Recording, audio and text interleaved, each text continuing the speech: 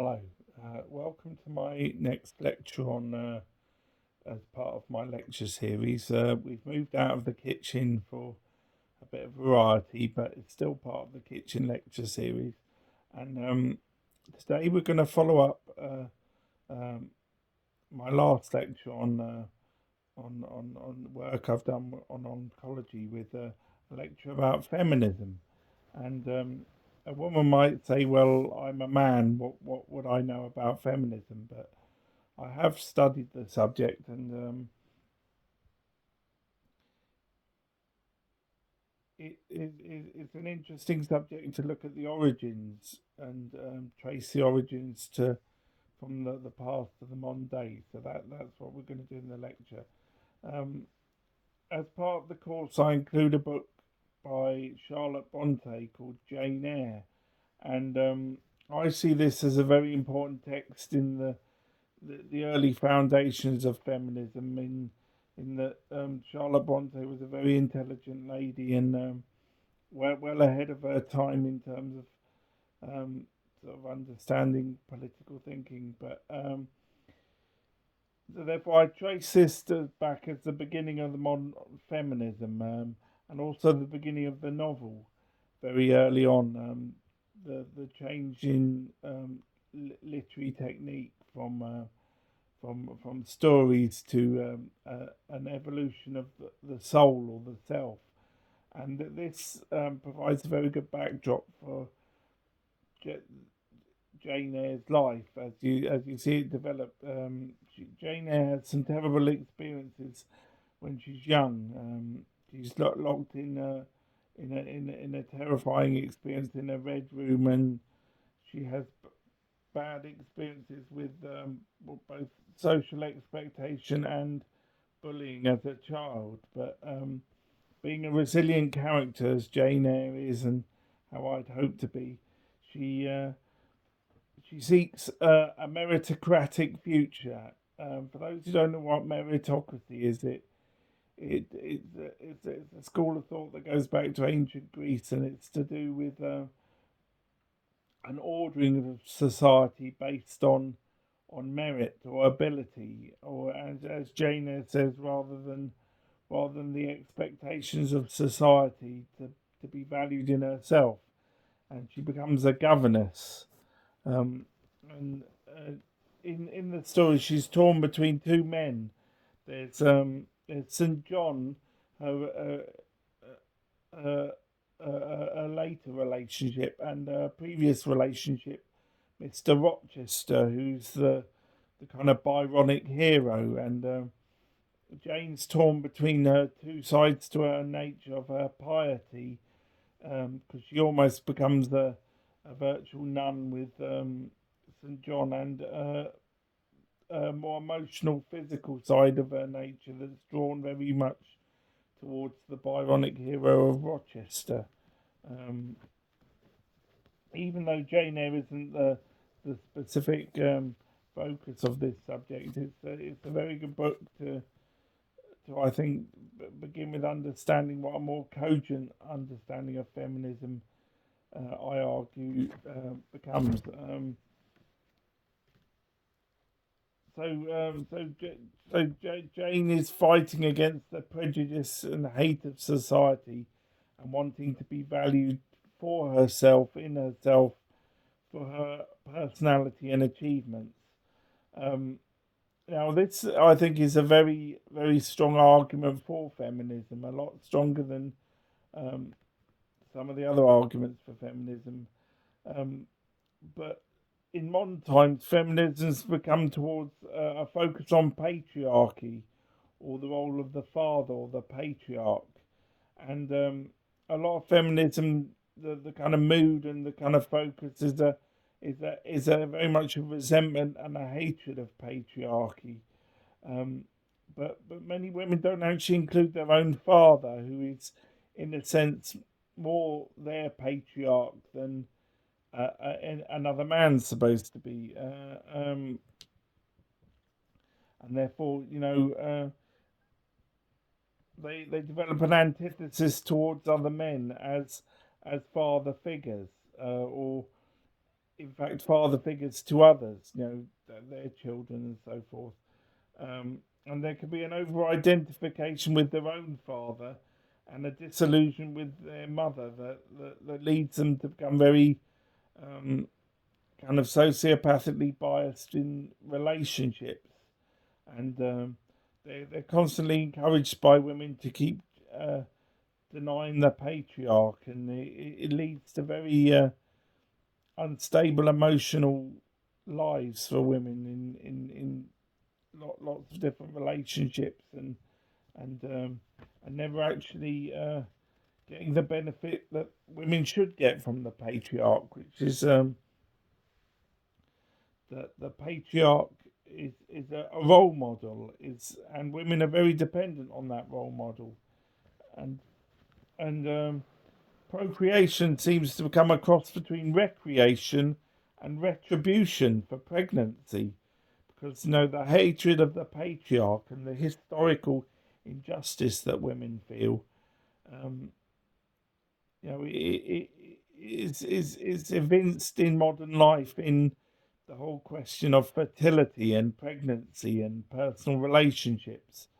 But women are very actually dependent on male role models, and to deny the patriarch other than their father is, in a sense, for women to lose a lot of the good influences that many women pick up upon, from not expecting their father to be the entire patriarchy that they respect. And in the marriage ceremony, it says about how you should respect your partner like your father.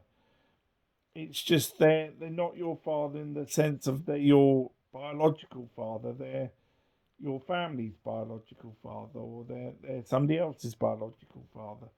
Um, Therefore, losing the patriarch, many women seem to think is some instant cure-all to this historical injustice, that women never felt that they were given dominant positions or authority, or that they were very much dependent in the past. But see, it was a time before like mental health systems really existed, and they don't really function that well today. So in the past, a man was very much a woman's mental health carer. In to put things in a heterosexually biased way, um, it was man was very much there in place of a lot of support that we have today, and women exercise power through men, which is a very understated point. In that, a woman who was married to a powerful man had great influence, much greater than many men would have, and it's unrealistic to live in a world of pure matriarchy. I mean, I once sarcastically played the Wonder Woman soundtrack in the world that women want, which is very much a segregated, younger world, more like the world of a daughter growing up, separated from men, and Eve of the Bible is the Eve of woman, the daughter that would grow up into, very much a daughter in a mother's body, and women always have that fundamental divide.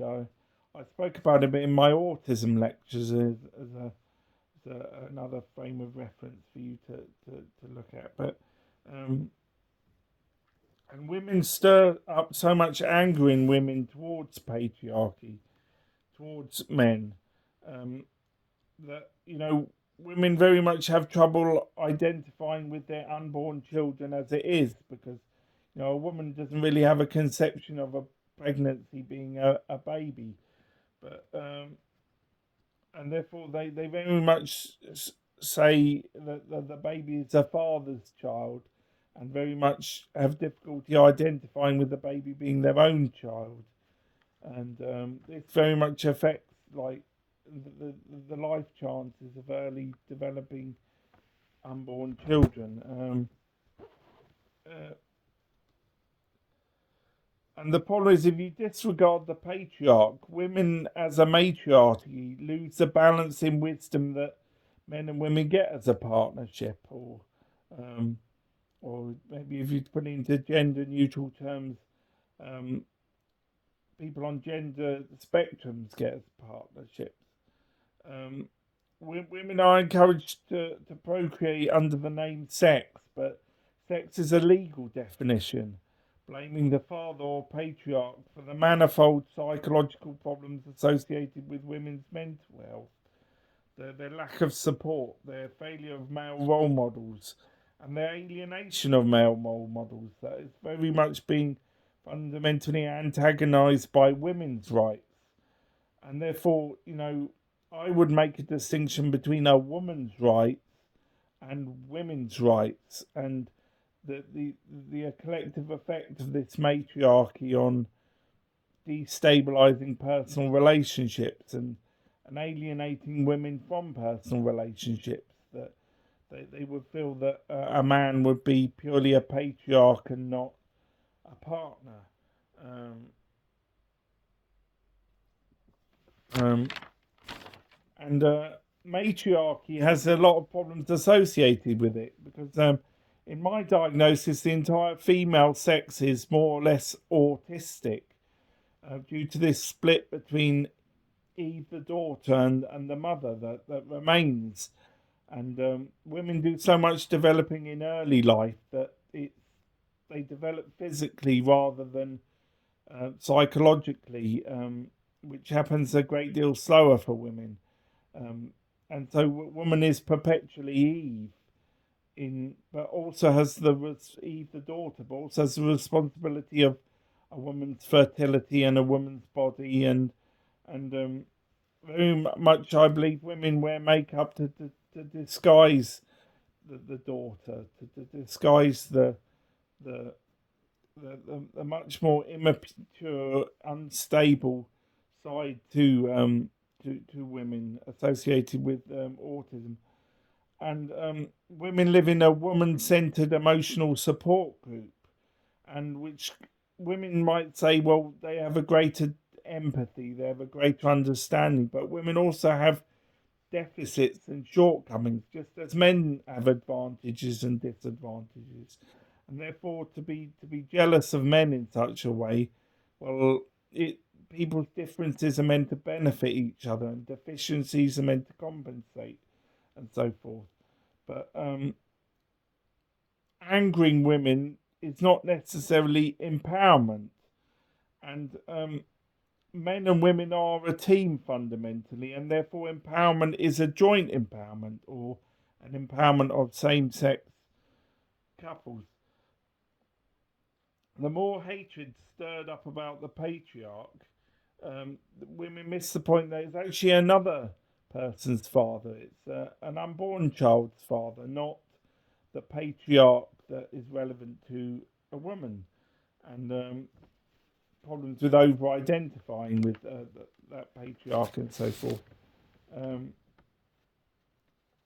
and women more or less lie on this autistic spectrum, this long line of more or less severe autism with different complications of learning disorders, and but the most dominant opinion tends to be also associated with the most autistic opinion in some appearances, and that's why the dynamics of female matriarchies, they don't fundamentally function towards the benefit of women, even though a woman would say, well, another woman has greater empathy. There's downsides to autistic groups of people, and the autism can promote anger release, and this and the hatred of men as patriarchy gets turned on a woman's own alienation with her procreative function. Um, Now, good male role models are important to women, but to dismiss patriarchy, you kind of you're dismissing, the good for you with the bad for you, and promoting far more unstable relationships unsatisfaction in life. It's just women feel that they're in their zenith and that they're finally attacking the male role models that have oppressed them, but they don't see that the political issues are different from issues to do with neonatal issues and to do with relationships, and it all gets subsumed in this big sphere of hating patriarchy. Um, but hating patriarchy actually damages a woman's development and her identifying with her partner. So, um, and also an important thing to do with which was picked up on by one of the feminist lecturers on my course on part 2 of the female empowerment um, was gender loaded language. But women fail to see that, if you call a human fetus a fetus rather than a human soul, you know, we're all souls that came from somewhere, and even though a child isn't actually developed in terms of physicality, the human soul persists, and the alienation with pregnancy that women feel with, you know, having a baby, but not in the sense having a baby to refer to. When when the law so powerfully says that it's a woman's child, women are denying that the baby is their child. They're saying it's the father's child, and therefore they have a hatred of patriarchy. Um, but women don't. They've never really received the psychological support that they've needed throughout their lives. And I make this point in one of my mixes called "Frank Goes to Holy Wood," in that women need support throughout their development, and that encouraging anger amongst women is women's rights are rebounding on a woman's rights, and but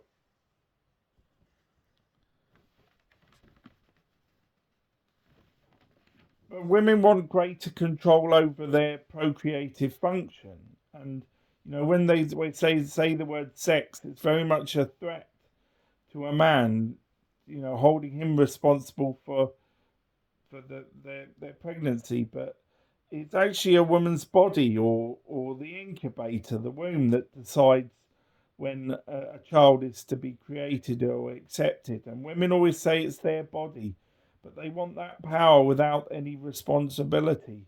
And rights and power come with responsibility, and that a man can't be responsible for when a woman's body decides to create a human soul.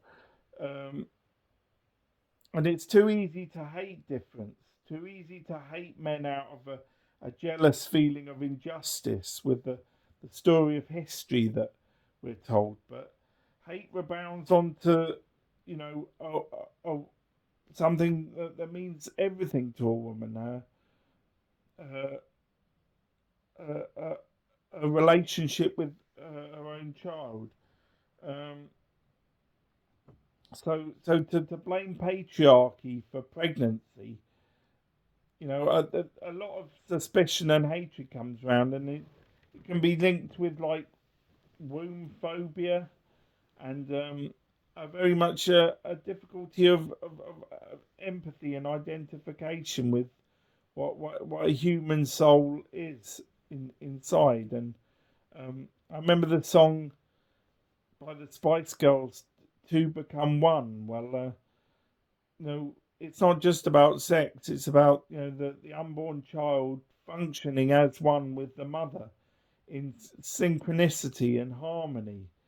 They are part of the same biological system, and but women they have this great alienation and this great pressure from other women to hate men, and it's like boys versus girls never ends, and women feel that their empowerment is them conspiring in some sort of matriarchal relation, but they actually take a woman away from her greatest support, her mental health carer, her, her non-autistic, in the great number of cases, advisor, partner. I mean, love can be a difficult thing to really put a handle on, but emotional support